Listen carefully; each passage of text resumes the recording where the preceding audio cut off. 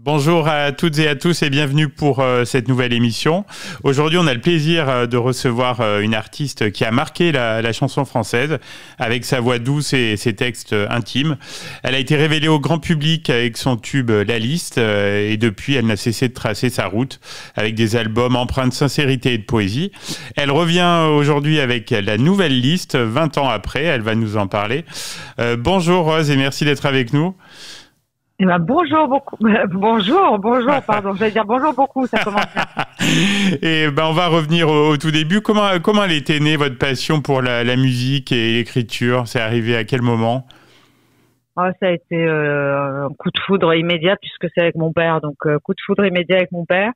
Il nous a bercé de ses albums, de sa musique, de sa guitare. Donc, nous, on a eu la chance d'apprendre la guitare comme une langue paternelle. Donc, oui. C'était facile. D'accord. La bonne musique, la folk américaine des années 70, anglaise, enfin voilà, c'était ça.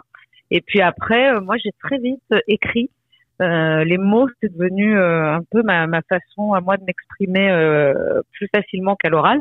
Et donc j'écrivais depuis toute jeune et puis naturellement, le fait de jouer de la guitare et d'écrire, ça m'a fait composer des chansons. Voilà. D'accord. Brièvement. Dont cette fameuse liste qui est devenue un énorme succès au milieu des années 2000. Comment vous avez vécu ce moment en fait où tout bascule en quelque sorte C'était quelque chose de complètement fou parce que j'avais pas cherché à réussir dans la musique. En tout cas, j'avais pas eu un petit peu le parcours de beaucoup de mes amis musiciens qui avaient tenté de frapper aux portes des maisons de disques, qui faisaient des maquettes depuis des années.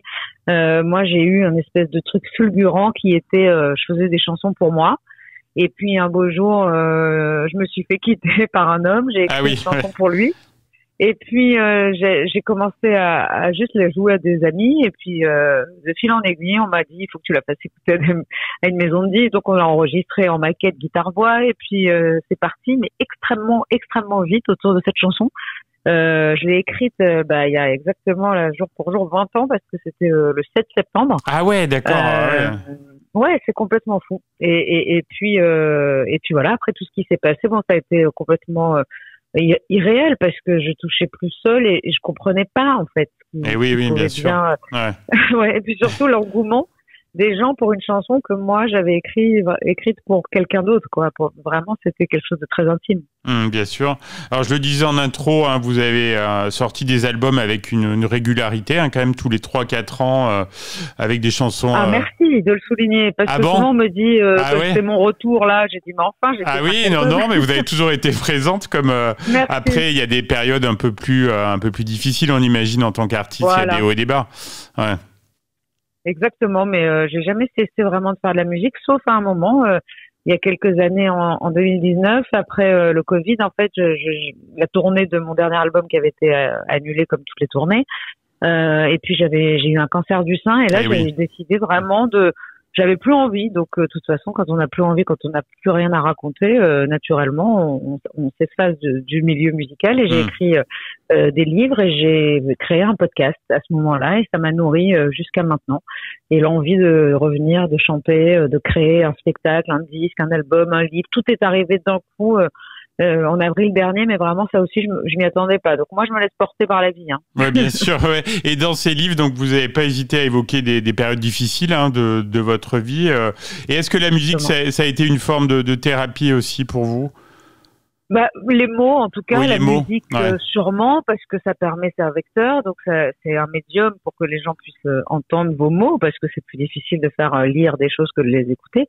Mais moi, l'écriture, par exemple, les Montagnes Roses, qui est un journal intime écrit pendant ma période de traitement de cancer d'un sein, eh bien, je l'ai écrit dans les salles d'attente de l'Institut Curie. Ah oui, d'accord.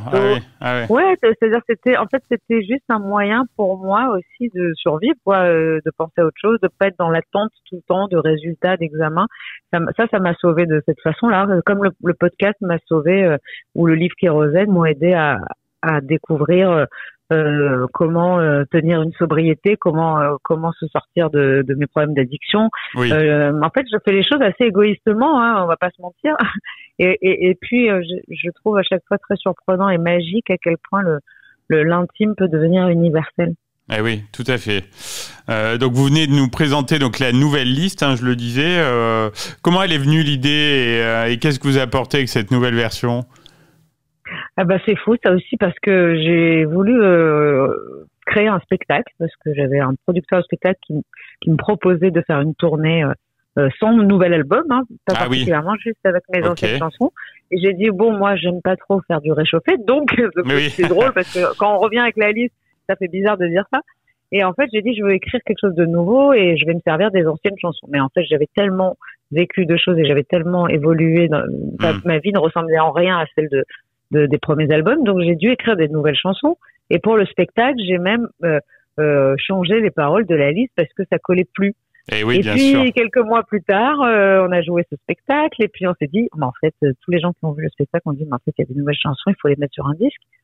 Et là, je me suis dit, enregistrons aussi tant qu'à faire la nouvelle liste. Mais vraiment, c'était pas du tout dans le but de revenir avec la liste, quoi. Oui, bien sûr. Oui. C'est vrai que ça plaît, en fait. Ça plaît parce que ce que cette chanson apporte aujourd'hui, c'est un chemin. C'est de la lumière. C'est comment est-ce qu'on peut traverser des épreuves et grandir sans penser qu'on est en train de vieillir sans cesse. Et moi, je le trouve très lumineux, mais c'est mon chemin. Maintenant, est-ce que ça va être celui de ceux qui vont l'écouter? Moi, je sais que mes premiers fans, en tout cas, me disent c'est fou, elle me parle autant que la première. Ouais, tout donc à c'est fait. merveilleux de voir à quel point le chemin, en fait, c'est ça. En fait, Rose Movie, le spectacle, le livre et l'album, c'est exactement ça que je raconte. C'est un chemin universel parce que je me suis rendu compte que ce qui m'était arrivé, les épreuves sont différentes, mais le chemin est un peu le même, en fait. Et oui, oui. Donc c'est un triple dispositif. Donc il y a un album, un livre et un spectacle, c'est ça? Exactement. Exactement. Et le livre est arrivé après. D'accord. Parce que je me suis dit, en fait, on me disait, mais moi, ton spectacle, là, j'ai l'impression d'avoir compris, d'avoir appris des choses, et j'aimerais pouvoir noter. Il faudrait que tu donnes des carnets aux gens pour qu'ils notent. Et j'ai dit, on va faire un livre. Et l'album? C'est parti des spectacles. Oui. L'album, c'est le 10 octobre, c'est ça, la date de sortie? Exactement, 10 octobre et le 16, le livre. Okay. Et la tournée commence le 13 octobre, enfin la tournée de 2025. Oui. Et je l'espère, des dates sont censées arriver. Pour l'instant, on passe par chez vous. Eh ben oui, donc le 7 novembre, donc vous serez dans l'Allier à Avermes, à la salle ICA, qui est vraiment très sympa. Et ça doit être avec le public, là, ça doit être un bel échange sur ce spectacle que vous définissez comme un road movie musical, c'est ça? Exactement. C'est comme un film, un road movie intérieur surtout, parce que c'est un chemin dont le seul but est le chemin déjà, et surtout dont l'itinéraire nous mène surtout à nous-mêmes. Donc voilà, c'est comme les livres, vous voyez un peu les livres initiatiques, les Paolo Coelho, les choses qui nous ont aidés parfois à traverser des épreuves. Moi, j'espère que, en tout cas, ce spectacle, ce livre et cet album pourront aussi accompagner les gens sur ce chemin-là. Qu'est-ce qu'on peut vous souhaiter là dans les prochaines semaines, au-delà de la santé qui est primordiale? Donc c'est avec le public des moments intenses. Oui, en fait, moi je crois qu'à la base tout ça était arrivé d'un désir de scène. Donc je pense que si la vie épouse ce désir-là, vous pouvez me souhaiter ça, que la vie épouse ce désir. Que les auditeurs aussi, les spectateurs aient envie de faire ce chemin du road movie avec moi, et puis peut-être qu'après on pourra envisager de parler d'albums, de livres, enfin de vente, tout ça m'intéresse beaucoup moins. Oui, on imagine, vous êtes une artiste. Ouais, je suis en autoproduction pour la première fois de ma vie, donc quelque part disons que j'ai énormément produit, énormément travaillé, énormément investi. Mais je n'ai aucune attente. Et ça, c'est une réalité qui fait que ma vie est beaucoup plus simple aujourd'hui. Oh oui, on imagine. Que franchement, je me dis, de toute façon, je voulais le faire, j'avais envie de le faire. Donc voilà, on peut me souhaiter de continuer à avoir des envies et des projets et des nouvelles listes peut-être dans 20 ans. C'est tout ce qu'on vous souhaite, Rose. On rappelle donc que la nouvelle liste donc est dispo sur toutes les plateformes de téléchargement. L'album donc Rose Movie donc sort le 10 octobre, le livre le 16, c'est ça? Oui. Voilà, et donc vous serez donc en tournée, notamment en Auvergne, donc le 7 novembre à Avermes. Moi, je viendrai vous voir, et puis merci beaucoup d'avoir partagé ce moment avec nous. Merci à vous, c'était génial, merci.